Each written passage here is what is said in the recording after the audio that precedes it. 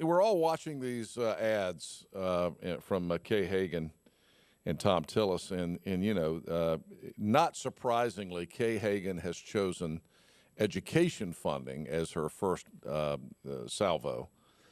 She's firing that one across the bow, and the polls look to me like it's taken a little bit of a toll on Tom Tillis. But as I've said many times before, with political ads, they don't have to be the truth; they just have to be effective.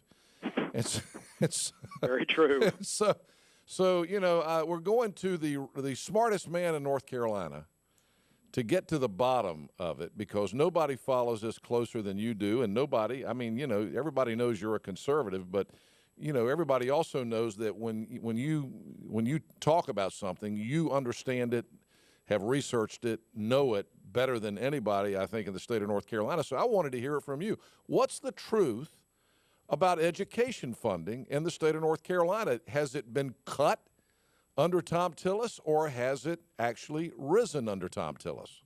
Well, there's really no serious debate about what I'm about to say.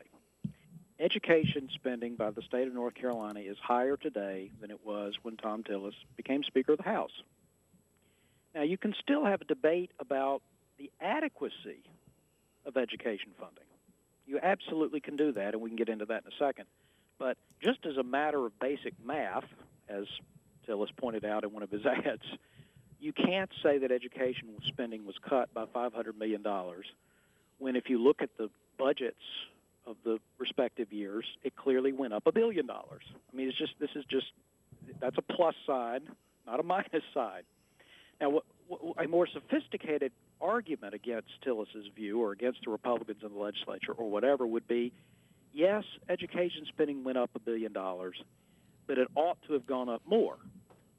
For example, it ought to have gone up more because student enrollment is growing, because inflation, even though it's relatively low by historical standards, there has been inflation over 4 years. So a better version of the argument is you really have to adjust for the caseload that the schools are handling and the cost of goods and services.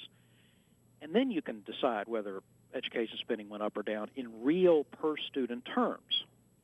Now, as I said, that is a more sophisticated attack on Tillis, but it still doesn't work, because when you adjust for student enrollment and when you adjust for inflation, education spending still went up.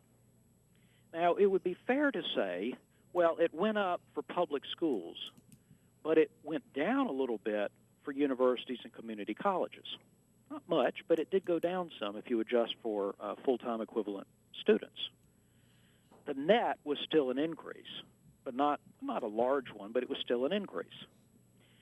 Now, having tried twice, first they said it went down $500 million. That was a misreading. That was a misunderstanding of what a continuation budget. I mean, just all sorts of problems with that claim. Then they made this claim about, well, if you adjust for enrollment, and remember, they were mostly talking about the public schools, where this is clearly not the case. They said that if you adjust for student enrollment and inflation, public schools in North Carolina were getting less money from the state than they did before. That is false. So now they've come to a third argument. And believe it or not, here's their argument. If you exclude teacher pay and benefits, then we've had a decrease in public school funding for things like textbooks and non-teaching personnel. So that's why the ads that we're seeing with these school teachers that are sitting there are focusing on, they cut textbooks out of the budget. Yes. But I mean, John, you know isn't it true that the state of North Carolina made a conscious decision years ago to stop investing into textbooks and try to do more into iPads and things like that? Well, that is the direction, though in fairness, I should say that if that's true, we need to spend more money to get the technology in place. Yeah. So, I mean, there is a legitimate debate be had about textbooks, for example. But this is a far cry from talking about how the Republicans have insulted teachers by not funding them, when clearly the spending on teachers, salary and compensation over the 4 years, that has gone up over 4 years. It went down, it went up. Here's what they're really basically trying to say now, because they've given up on the claim that education funding was cut. They really have, except in the ads where you can lie. So in the political debate, they've given up on that, and their argument is something like this: well, yeah, teachers, got money to support their health plan, and they did get a significant, on average, pay increase in 2014. But that doesn't really show up in the classroom. When parents come in, they don't see that the teachers had significant money spent on their pension and their health plan. They don't see that. What they see is there used to be a teacher assistant in the third grade classroom, and now there isn't. Or there used to be more textbooks lying around, and now there aren't. So you see what I mean? This is no longer a debate about what we spent. It's what parents perceive. So it's it's all about the politics of it, not about the policy of it. But again, back to the original issue, which I think is the heart of the matter. Because it not only, I mentioned this is an argument that Kay Hagan's campaign's making against Thom Tillis, but it also goes to all the down ballot races in the state right now. Absolutely. When you're talking about guys like Brian Brown, who's running here in Pitt County, or Susan Martin, who's our other representative here, or Bob Steinberg here in Eastern North Carolina. Yes. All these guys are part of this discussion, and their opponents are going to be coming out with the same BS. Well, they are. They've already they're sending mailers saying exactly the same thing. But it's not true, because the reality of it is, again, as you said, you can argue whether or not you feel the funding for education is adequate. Right. But it is a lie to say that Republicans have cut funding for education. That is exactly the right way to put it. It is entirely legitimate to debate. I mean, imagine that instead of spending $1 billion more over 4 years, the Republican legislature had spent $2 billion more over 4 years. There would absolutely be people who say that's not enough. Right. We're not spending enough to help poor students. We're not spending enough in certain districts. I mean, this is a debate. You can't settle it because there will always be someone who thinks we could be more efficient with the money we're already spending. And there will always be someone who thinks that whatever we're spending is too little. Now, let me ask you this question. Yeah. To carry it one step further, isn't it true that the Democrats are the ones who actually cut public school funding? This is clearly the case. And what happened was we had some increases in funding during the first decade of the 21st century. We got to about 2008. As we all know, the Great Recession hit. Revenues were crunched. And the legislature, which at the time was Democratic, and there was a Democratic governor, they got together and they crafted budgets, and those budgets dramatically reduced public education funding, particularly if you adjust for enrollment and inflation. Yeah. We're talking about a double-digit drop in state funding over just a 2-year period. Then the Republicans come in and they increase. Now, I don't want to get too carried away about this because there was a Great Recession and there was an effect on revenues, and the budget did have to be balanced. Mm-hmm. So you could say, well, it's understandable that there were reductions in state funding during that period. But, again, to be factual about it, you can't say the Democrats believe in public schools, Republicans hate them and cut their budget, when what really happened is there was a dramatic, if you adjust for the various factors, there was a significant reduction in state spending during Democratic legislature control. And as the Republicans came in and the economy began to recover somewhat, they restored some of that cut. Now, we haven't gotten back to where we were in 2008. Mm-hmm. That's true. That it will require several more years of steady funding. But the Republicans did not cut education spending in North Carolina over the last 4 years. And during the previous couple of years, it's the Democrats that actually did that. Yeah, those are the facts. You can say they shouldn't have. Amazing. It's amazing again that you've got Kay Hagan spending Harry Reid and Obama's money, lying about that, and it's having an effect because we've seen these polls be pretty much neck and neck. Yeah. And in recent weeks, we've seen Kay Hagan take a little surge in the polls. And it has to be these school teacher ads that the Hagan campaign is running that are just lies. We can tell that that's the reason. Number one, we know which ads we're running and so forth and what the timing is. But here's another way to think about it. I just looked at all the polls of likely voters since the beginning of August. And during the month of August into early September, the two candidates really were neck and neck. There were about a half a point to a point difference between them. Then this barrage of ads landed against Tillis. And noticeably, Kay Hagan's support did not rise. all that happened is that Tillis's support fell. Right. It fell by worked. about 3 to 4 points. It and believe worked. it or not, that meant that the undecided vote grew. Mm-hmm. So it wasn't that people saw these ads and said, I'm going to vote for Kay Hagan. What happened is some percentage, 3 to 4% of the voters who had previously indicated they might vote for Tillis, Right. went into the undecided column. Right. That's what happened. But you've And got so you've got other Kay Hagan ads. attracting support.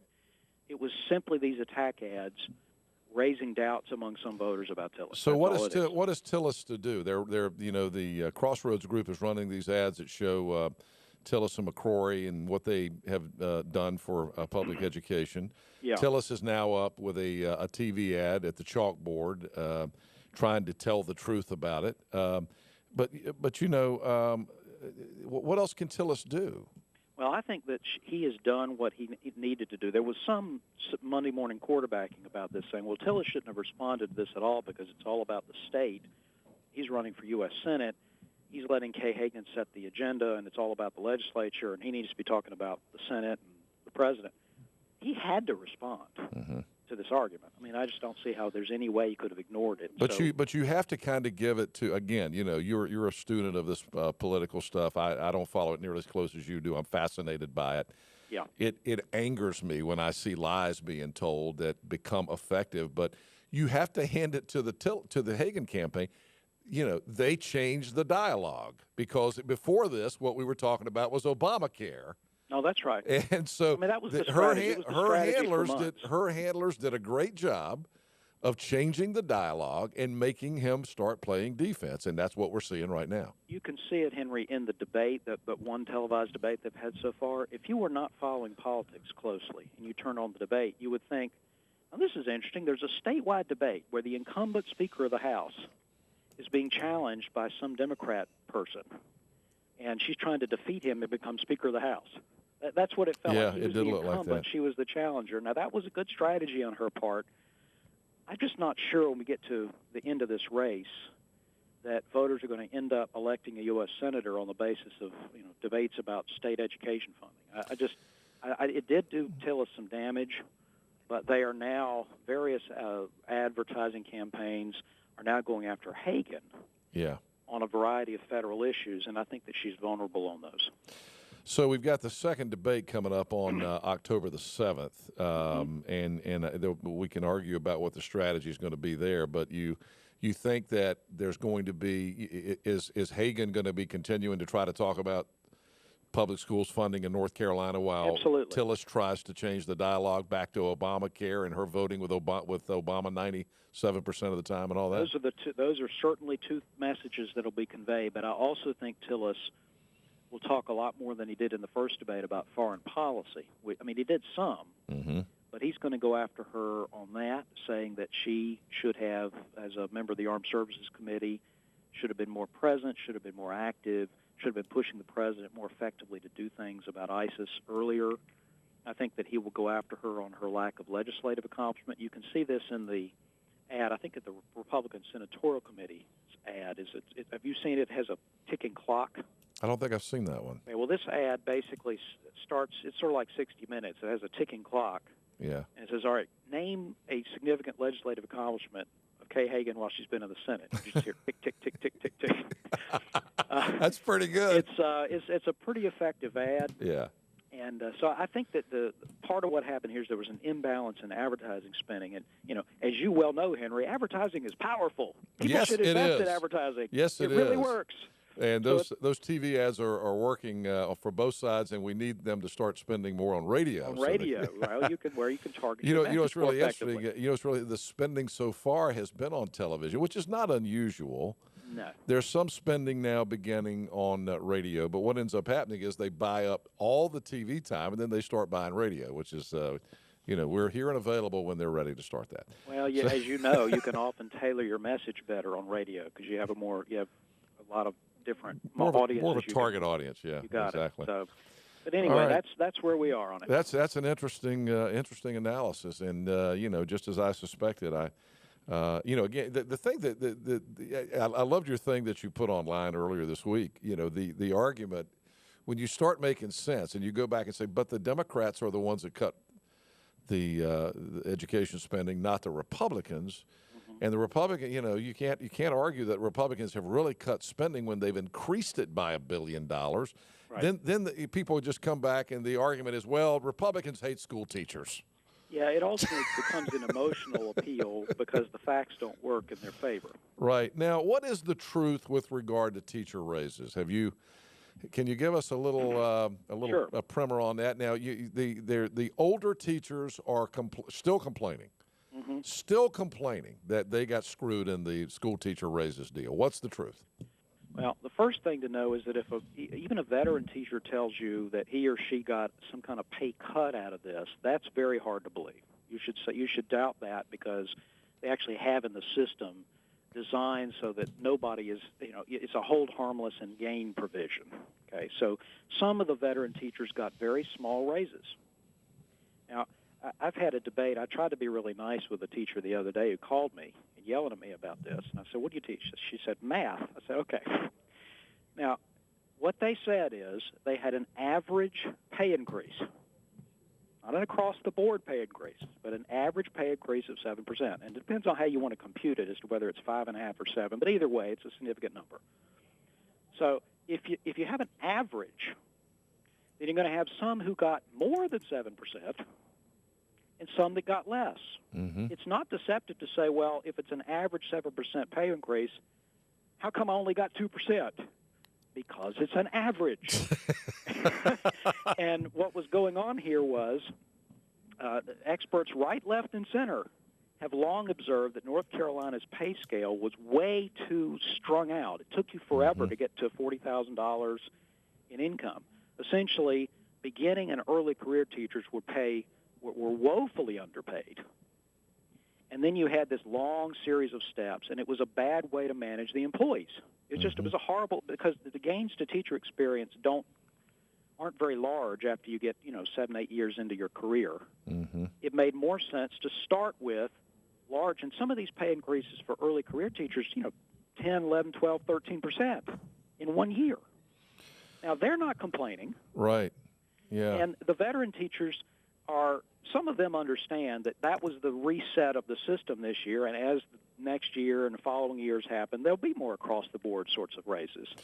And but John, the truth is, an average is an average, Henry. Yeah, that's right. There have to be people above and below it because that's what an average means. That's exactly right. But the reality of the situation is people are going to spend this no matter what.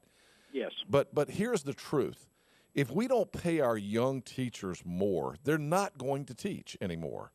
They're looking for other jobs. I mean, we got a situation here at East Carolina University was ECTC to start. It was the teachers' college for the eastern part of the state and for, maybe the entire state. I don't know how many teachers' colleges we had. Appalachian was a teacher college, too. Okay, where my dad went. But now they're actually reallocating resources in these universities away from education because kids aren't going into it anymore. No, that's true. I mean, they had to address the early career problem.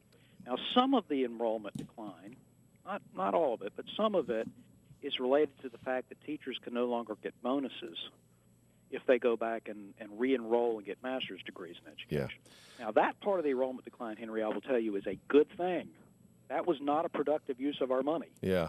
But the extent to which there's an enrollment decrease for undergrads, obviously we need teachers every year for a growing state, and addressing that as a priority issue, starting pay, early career pay, was the right thing to do, even if it was politically challenging for the legislature. They did the right thing. How often do you see the usual suspects say, well, they did the right thing, but they should have done the political expedient thing?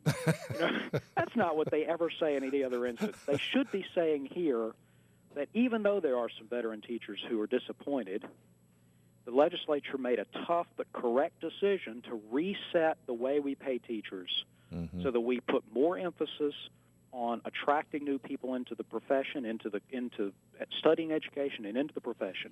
And then as we add additional money later, we put more of the money into merit and performance pay and paying for hard-to-staff subjects like, high school science, math, and hard-to-staff schools in difficult environments, schools with high poverty. That's where our money needs to go, not just paying teachers on some ridiculous 50-year-old step system. And once again, this is going to sound very political, but it's also very factual. The Democrats left these Republicans with a mess on this.